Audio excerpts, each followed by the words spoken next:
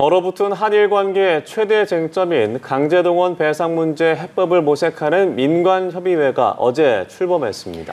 피해자 측과 일본 모두 받아들일 수 있는 묘안을 찾으려 하지만 당장 해법을 도출하기는 어려워 보입니다. 장윤희 기자입니다. 일제 강제동원 피해자 배상 해법을 모색하기 위한 민관협의체가 우여곡절 끝에 공식 출범했습니다. 조현동 외교부 1차관 주재로 열린 첫 회의는 피해자 측 관계자와 학계 전문가 등이 참여한 가운데 비공개로 진행됐습니다.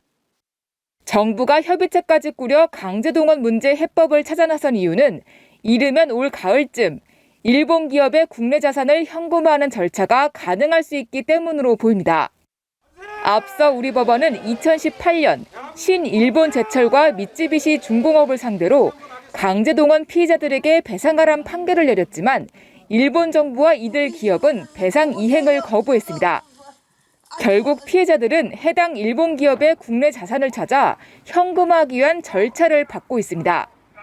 현금화 조치에 강력히 반발하는 일본과의 관계 악화를 막기 위해 외교가에선 한국 정부가 일본 기업의 배상금을 대신 지급하고 추후 구상권을 일본 기업에 청구하는 대위 변제 방식이 거론되고 있습니다.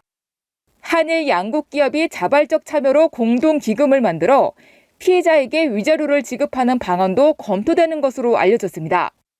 하지만 어느 방식이든지 피해자와 일본 기업의 동의, 법리 해석의 문제가 남아있어 파장도 불가피해 보입니다.